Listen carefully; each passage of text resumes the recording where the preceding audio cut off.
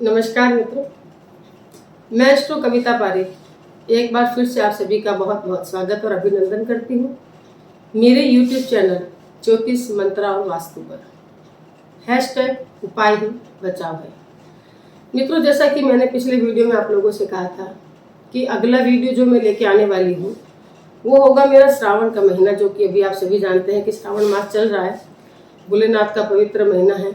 इसके बाद से हमारा जैसा यहीं से ही चातुर्मास आरंभ हो जाता है, जिसके अंदर किसी भी प्रकार के शुभ कर्म हम नहीं करते हैं। तो जैसा कि मैंने आप सभी से कहा था कि श्रावण के महीने में शिव जी को किस प्रकार से प्रसन्न किया जाए या उनकी पूजा, उनका अभिषेक किससे और किस प्रकार से किया जाए जिससे वो छोटी सी पूजा से भी प्रसन्न होकर हमें हमारा मन चाहा वर प्रदान करें। तो मित्रों, ज़्यादा समय न गवाते हुए हम टॉपिक की तरफ आगे बढ़ते हैं। तो मित्रों, ये तो आप सभी जानते हैं कि हर व्यक्ति के मन में अलग अलग कामनाएं तो होती है। किसी को दीर्घायु चाहिए, किसी को स्वस्थ शरीर चाहिए, किसी को पुत्र की कामना होती है, किसी को शादी की कामना होती है। तो हर कोई प्राणी अपने मन में अनेक प्रकार की इच्छाएं लेकर के भगवान के पास जाता है कि हमें उनकी जो कृपा दृष्टि हो वो प्राप्त हो जाए। तो मित्रों, जैसा कि मैंने आपसे बताया था कि सावन के महीने में शिव जी का अभिषेक हम किससे करें, किस प्रकार से करें ताकि हमें हमारे इच्छित वर की प्राप्ति हो जाए। मित्रों, अगर आप इत्र मिले हुए जल से अगर आप शिव जी का अभिषेक करते हैं, जैसे आपने शुद्ध जल ले लिया, उस जल में आपने थोड़ा सा इत्र मिला लिया और ओम नमः शिवाय का जाप करते हुए आपने अगर शिव जी पर अभिषेक किया जल से, इत्र मिले हुए जल से अगर आप अभिषेक करते हैं तो उस आदमी की बीमारी दूर होती है। मन में आपको कामना ये करनी है कि हे मेरे भोलेनाथ, मैं इस कामना से, या मैं बहुत बीमार हूँ, मेरे को आप मतलब आरोग्य प्रदान करें, मुझे बीमारी है, उस बीमारी से मुझे बहुत कष्ट हो रहा है, उस बीमारी से मुझे मुक्ति दे। ये सोच के मन में भोलेनाथ को याद करके और इस जल से, इत्र मिले हुए जल से आप शिव जी का अभिषेक करें। ओम नमः शिवाय का जाप करते हुए कर सकते हैं, नहीं तो आप ओम जो है वो शिव जी का बीज मंत्र कहलाता है, ओम का जाप करते हुए भी आप इस अभिषेक को कर सकते हैं। ध्यान में बस इतना रखना है मित्रों कि कम से कम उस मंत्र जप की संख्या 108 होनी ही चाहिए। 108 से कम ना हो, कम से कम 108 हो, उससे ऊपर आपकी जितनी देर जितनी मर्जी हो उतनी देर आप कर सकते हैं। तो बढ़ते हैं हमारे दूसरे पॉइंट की तरफ। यदि किसी आदमी के पुत्र की कामना होती है, पुत्र की कामना हो या योग्य संतान की कामना हो, तो उस जो दूध है उस दूध से आपको अभिषेक करना है। और यदि आप साथ में सहस्त्र नाम का पाठ करते हुए यदि आप अभिषेक करते हैं तो फिर आपके वंश की वृद्धि भी होती है। वंश वृद्धि कैसे? जैसे किसी आदमी को 2 या 3 कन्या संतान है। देखो, वंश चलाने के लिए हमें पुत्र की आवश्यकता तो होती है, इसलिए पुत्र की कामना हेतु शुद्ध गाय, यानी कि गाय हम जिसको बोलते हैं, एक होती है राठी गाय जो हमारी देसी गाय कहलाती है, उस देसी गाय का दूध आपको लेना है और उस दूध से आपको शिव जी को अभिषेक करना है। ध्यान में रहिएगा, कभी भी तांबे के लोटे में दूध ना चढ़ाएं। आप पीतल का लोटा ले सकते हैं या फिर आप स्टील का लोटा भी ले सकते हैं। तांबे के लोटे से आप केवल जल चढ़ाएं, दूध तांबे के लोटे से नहीं चढ़ाते हैं। उस दूध को जब आप चढ़ा रहे हो उसी समय आपको ओम या फिर ओम नमः शिवाय का जाप करते हुए मंत्र में पुत्र की वंश वृद्धि की कामना करते हुए आपको उस जल को शिव जी को अभिषेक करना है। इससे आपके योग्य संतान की इच्छा भी पूरी होती है। चलते हैं अगले पॉइंट पे मित्रों। यदि आपने देखा होगा बहुत से लोगों को बुखार नहीं छोड़ता है, ज्वर जिसको बोलते हैं वो नहीं छोड़ता है, तो वो बुखार उसको बार बार हो रहे हैं, दवाएं भी देते हैं मगर बुखार नहीं उतरता है, तो उसको बोलते हैं ज्वर बोलते हैं। अगर वो चीज हो तो उस ज्वर यानी कि बुखार की शांति के लिए आप गंगा जल से शिव जी का अभिषेक करें। देखो, मंत्र शिव जी के अलग अलग नहीं होते हैं।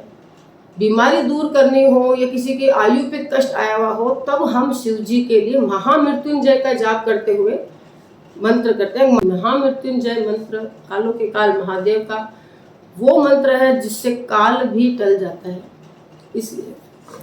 तो चलिए आगे बढ़ते हैं।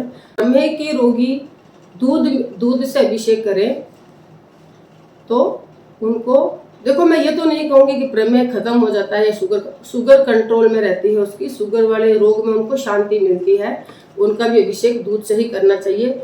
बस हर बार आपको अपने मन की जो कामना होती है उसको आपको भोलेनाथ को जब जाए मतलब बोलना पड़ता है, भोलेनाथ को बोलना पड़ता है।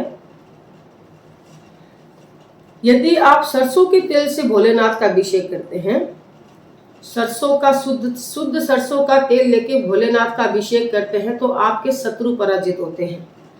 गाय का दूध और घी ये दोनों मिला करके यदि आप शिव जी को शिवलिंग पर अगर अभिषेक करते हैं तो आपको आरोग्य की प्राप्ति होती है। जैसा कि मैंने बताया कि आरोग्य, बीमारी या किसी की आयु पर संकट आया हुआ हो, उस समय आपको महामृत्युंजय का जाप करते हुए इसको आपको भोलेनाथ को अभिषेक करना है। अगर आप इतना भी नहीं कर सकते हो तो मन में अपनी इच्छा बोल के कि भी इसके लिए मैं अभिषेक कर रहा हूँ, आप शिव जी के बीज मंत्रों का जाप करें। बीज मंत्र सिर्फ एक ही होता है और वो होता है ओम। ऐसा किसी को पुत्र की कामना हो, भाई लड़कियां तो है 2 या 3 या 4 या 5 लड़के ही लड़कियां हैं, पुत्री संतान है, जिनको कामना होती है कि भाई मुझे पुत्र भी भोलेनाथ से चाहिए, तो पुत्र की कामना के लिए आप शक्कर मिश्रित जल से अभिषेक करें। जल के अंदर थोड़ी सी शक्कर मिलाएं और भोलेनाथ को अभिषेक करें। अच्छा, कोई असाध्य रोग कई बार ऐसे हो जाते हैं कि जो ठीक ही नहीं होते हैं, हमने दवाएं खा ली है, दवाएं लागू नहीं हो रही, हम डॉक्टर भी चेंज कर रहे हैं, जिनको असाध्य रोग बोल देते हैं। अगर ऐसा कोई रोग आपको है तो फिर आप कुशोदक से उनका अभिषेक करें। अच्छा, अब मान लो किसी को मोक्ष की प्राप्ति चाहिए, जैसे कई उम्र हो जाती है, कोई आदमी भी कहता है भाई अब मैं तो भोलेनाथ की शरण में हूँ, मुझे तो अब मोक्ष की प्राप्ति चाहिए। बस मोक्ष की प्राप्ति का अगर आदमी कोई सोच के कर रहा हो तो उसको तीर्थ स्थान जो होते हैं वहां पर आपने देखा होगा, तीर्थ स्थान से हम कुछ जल ले आते हैं। कोई बंदा हरिद्वार, ऋषिकेश या ऐसे कोई भी तीर्थ स्थानों पर जाता है जहाँ से वो जल लेके आते हैं, उस जल से यदि आप अभिषेक करते हैं तब आपको मोक्ष प्राप्ति होती है। अच्छा, अगर वैसे तो लक्ष्मी कौन नहीं चाहता, धन संपन्नता या लक्ष्मी, इन सब की कोई किसी को कामना हो, मान लो किसी का बनता काम बिगड़ रहा है, किसी ने अभी भी दुकान खोली है वो चल नहीं रही है, या मतलब धन की कामना से किया गया कोई भी कार्य जिसको बोलते हैं धन की प्राप्ति के लिए यदि या लक्ष्मी प्राप्ति के लिए यदि भोलेनाथ से आप प्रार्थना कर रहे हैं तो आपको गन्ने के रस से शिव जी का अभिषेक करना चाहिए। और साथ में मैं तो कहती हूँ किलो 2 किलो चावल भी आपको रखने चाहिए और उस चावल से भी शिव जी का आपको अभिषेक करना चाहिए। धन की प्राप्ति के लिए चावल और गन्ने का रस, ये आजमाया हुआ है। ये चीज़ किसी आदमी की दुकान नहीं चलती थी, चारों तरफ से उसकी मतलब बंदिशें थी, 2 साल उसने कुछ काम भी नहीं किया था, जब उसने दुकान भी खोली तब भी उसका रिजल्ट नहीं आ रहा था, लेकिन उसने जब महाशिवरात्रि आई थी तब उसने एक शिवलिंग परचेज करके घर में उसको प्राण प्रतिष्ठा करवाया था। और अब वो हर श्रावण को 4 सोमवार, हर श्रावण के 4 सोमवार वो पंडित जी को बुला के रुद्राभिषेक करवाता है। रुद्राभिषेक के अंदर तो देखो आदमी पंचामृत से, इससे उससे सब चीज से अभिषेक कर लेता है, लेकिन कई बार आदमी को इसका समय नहीं मिल पाता है क्योंकि रुद्राभिषेक कम से कम 1.5 से 2 घंटा 2.5 घंटे का भी होता है। तो एटलीस्ट आप श्रावण के 4 सोमवार, देखो एक तो चला गया, बाकी बच्चे 3, एटलीस्ट ये 3 सोमवार आप जो मैं बता रही हूँ उससे आप शिव जी का अभिषेक करके आए। मिनिमम मंत्रों की जो आपकी संख्या होनी चाहिए वो 108 होनी चाहिए, उससे ऊपर आप जितना कर सकते हैं उतने आपकी इच्छा अनुसार आप कर सकते हैं। यदि आप शहद से भोलेनाथ का अभिषेक करते हैं तो टीबी या क्षय रोग की बीमारी जो होती है उसका नाश होता है। अच्छा, जैसे आपने देखा होगा कुछ लोगों को शत्रु ही पीछा नहीं छोड़ते, कई बार शत्रु अपने आसपास भी होते हैं, गुप्त शत्रु भी होते हैं, लगेगा कि वो आपका दोस्त है लेकिन कहीं ना कहीं मन में वो आपकी तरक्की से या आपसे वो खुश नहीं है, ऐसे गुप्त शत्रु कहते हैं। या जो आपका बुरा चाहता हो, आपको तरक्की नहीं देख पाता, उनको बोलते हैं पातक, जो कि आपको नीचे गिराने वाला होता है। तो ऐसे पातक नाश अगर आपको करना हो, उन पातकों को नष्ट करने की यदि कामना हो तो फिर भी उस आदमी को शहद से अभिषेक करना चाहिए। शहद से अभिषेक करने से आपके पातकों का भी नाश होता है। तो मित्रों, मुझे जहाँ तक याद था मैंने आपको 12 पॉइंट नोट आउट करवाए हैं, आप इनसे शिव जी का अभिषेक करें। और अब मैं आपको बताती हूँ, शिव जी को अभिषेक करने के लिए आपको ज़्यादा किसी पंडित की उसकी आवश्यकता नहीं है। भोलेनाथ, उनका नाम ही भोलेनाथ है, बहुत भोले हैं, थोड़ी सी पूजा से भी वो प्रसन्न हो जाते हैं। बेलपत्र शिव जी को जरूर चढ़ाएं। ध्यान में रहे कि रविवार को हमारे को बेलपत्र नहीं तोड़ना है। और शाम को हमारे को बेलपत्र नहीं तोड़ने हैं। बेलपत्र जो होता है वो आप एक दिन पहले ही मतलब तोड़ के धो करके उनको आप एक कैरी बैग जैसे कुछ उसमें लपेट के आप फ्रिज में रख सकते हैं। वैसे तो चढ़ाए हुए जो बेलपत्र होते हैं वो हम धो के छींटा दे करके कम से कम 3-4 दिन तक भी चढ़ा सकते हैं, वो बासी नहीं कहलाते हैं।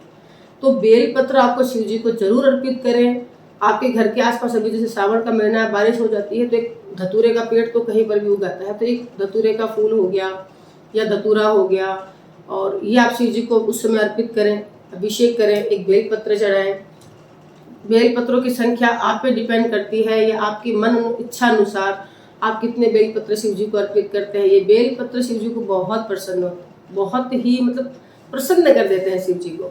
तो आप धतूरा हो गया, बेलपत्र हो गया, आक होता है, जैसे आपने देखा होगा आक का पेड़ होता है, उससे कुछ फूलों से छोटी सी एक माला बनती है, वो आप उनको अर्पित कर सकते हैं। घर से एक दीपक थोड़ा घी ले जाइए, वहाँ पे आप प्रज्वलित कीजिए। देखिए अगरबत्ती कभी मत जलाइएगा, आप धूप बत्ती यूज करें, अगरबत्ती नहीं यूज करते, क्योंकि अगरबत्ती जो होती है वो बांस की होती है और हिंदुओं में या बांस नहीं जलाया जाता। आपको भी पता है कि बांस को पूजा में प्रयोग नहीं करते, इसलिए मैं आपको नहीं राय दूंगी कि आप अगरबत्ती जलाएं। मैं आपको यही राय दूंगी कि आप धूप बत्ती वो सब जलाएं। बस इतना ही आपको करना है। अभिषेक करके एक बेलपत्र चढ़ा दीजिए, अपने मन की कामना शिव जी से कहिए सच्चे मन से। जैसा कि आप सभी जानते हैं, मैंने अपने चैनल का एक हैशटैग रखा है जिसका मैं कहती हूँ उपाय ही बचाव है।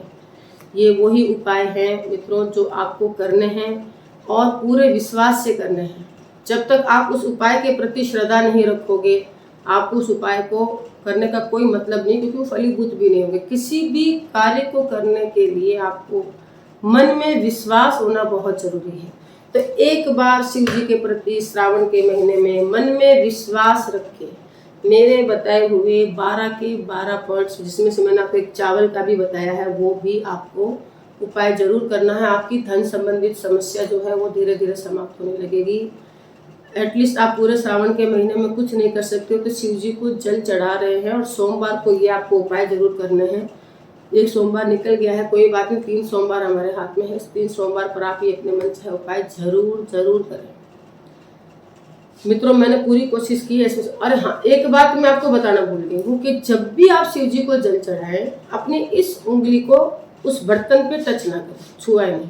आप जैसे हम लोग लोटा यूं पकड़ के यूं चढ़ाते ना, ऐसा नहीं करना। इस उंगली को आपको यूं रखना है, और उसके बाद में आप चाहें तो घंटी बजाएं, फिर ये हाथ अपना ऐसे करते हुए शिव जी पर आपको जल चढ़ाना है। ये वाली उंगली कभी भी उस बर्तन पर आपको टच नहीं करनी है। तो फिर भी देखो मैंने कोशिश की है आपको सब कुछ इसमें समझाने की, फिर भी मुझसे कोई त्रुटि कोई गलती हो गई हो तो क्षमा करें और इंतज़ार करें मेरे अगले वीडियो का। इसी प्रकार के कुछ और उपाय और कुछ वास्तु टिप्स के साथ में मैं उपस्थित होंगी मेरे अगले वीडियो में। तब तक के लिए आज्ञा दीजिए। नमस्कार।